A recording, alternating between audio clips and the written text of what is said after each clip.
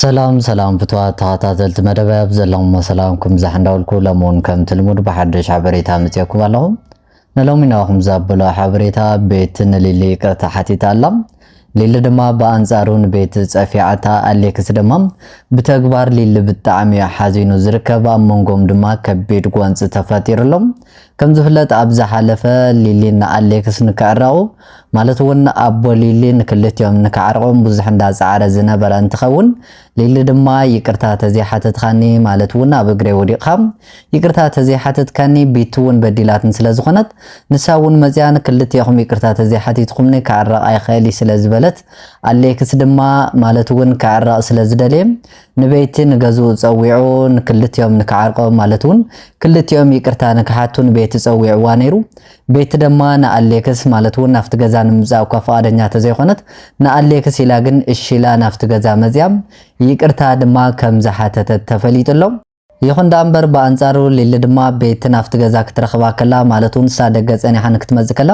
ቤት ኣብ ገዛ ጸኒሓታም ብዙ ምኽንያት ድማ ደስተኛ አይኾነቲ ንቤት ድማ ካፍት ገዛው ጸለይ በማለ ንአሌክስ ከም ዝኸረይቶ ከምውን ካፍት ገዛ ንክሰጓ በተደጋጋሚ እንዳነገረቶ እኳ ተነበረት ንሳ ግን ማለቱን አሌክስ መዒድዋ ማለቱ ነጊርዋ ስለዝኾነ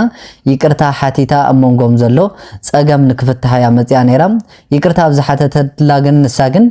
بصفيعت وقعه مالتون كاب غزاي وصلي بمبال بصفيعت وقعتا بزي مخنيات دما اليكس ون تقواطعو بتعام زحزن وساني وسينو زركب كم زفلت فتوات تخاتاتل تمدبي ليلي بترغاغامي كلتهم يقرتان كحتي عند حتى تزنيرا حزغن كم ز عينت تغبار مفصاما مالتون نبيت مصفعا كمون ناليكس كم ز عينت تغبار كم ز عينت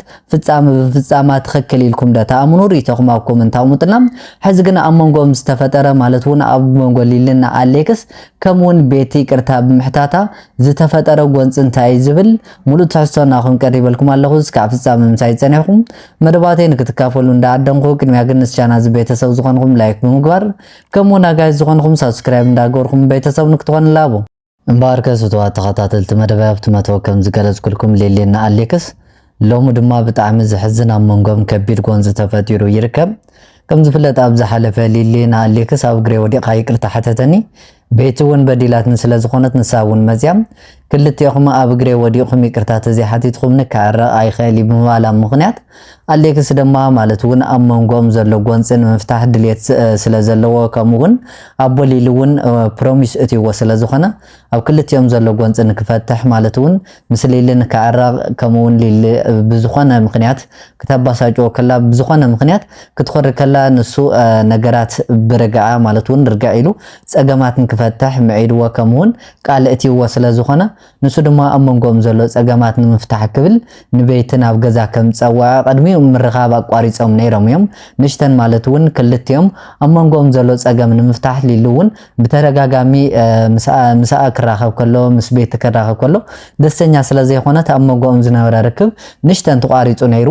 ይኹን ዳምበር ሊሊ ድማ ቤት ይቅርታ ተዚሓቲትካን ከዕረ ኣይኸሊ ስለዝበለት ንሱውን ስልክ ደዊሉ ንቤት ጸዊዕዋ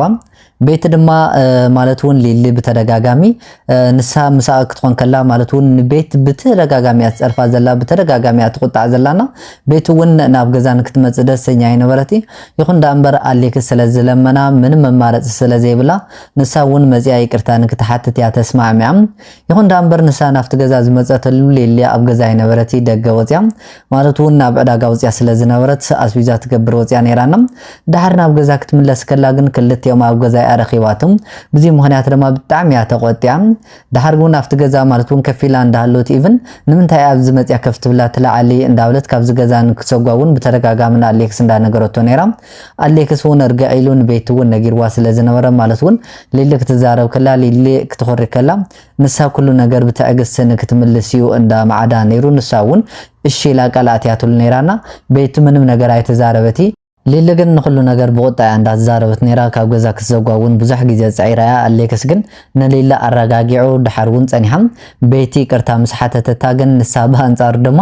ንቤት ብጽፍዒት ያወቂዓታም الزغبار زي مسفصمت دما አሌክስ بጣعم يتقطع مخنياتو نبيتي بخندي لمينو نسا حدارو نكملس نسو حدارو نكملس بهندي لمينو يقرتا نكتحت زامصا نسا دما يقرتا بتحتلو بخمزيلا بانصارو بصفعت كتوقع كلا بالطعم يتقطعو نللون بحقي تناديدو ماتون كوقعيل نيرو بيتون حيزاتو ليوقع تعريفو مالتي بزي مخنيات دما امونغوم كبير غونصي تفطيرو زركب عليكس بانصارو مالتون نعا يقرتا نكحتت ايفن بيت لمينو كلتيوم يقرتا نكحتو حيزو ابزو مصلو ليل نما كمزا عينت تግባር ክትፈጽም ከላ عليكس بالطعم يحزينو مالتي نبيت ون كافت غزا حيزوا مصيو ليل دما او بينا እንዳነ በእትያ ተሪፋ በሐቅ በጣም ይዘህዝን ሊሊ ከምዛ አይነት ተግባር ክትፍጽም አይነበረቲ ብዙሕ ሰውን ንሊሊ እንዳወቀሳ ዝርከብ ምክንያቱ ንሳ ሓዳራን ምድሃን ድልየት እንድሕር ሓሊዋ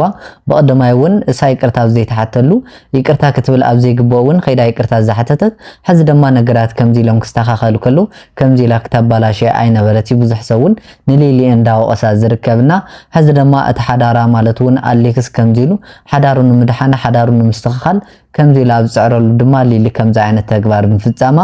ብጣዕሚ ዝሕዝን ኮይኑ ዘሎም ንሎምናኹም ዘበልኩ ሓበሬታ እዚ መስዝ ተፈላለዩ ርእይታ ሓሳብ ተሊኩም ኣብ ኮመንት ኣሙጥና ካሊማት በኻሊ ቪድዮስ ከ እንራኸብ ድሓን ኩኑ ሰናይ ንዓኹም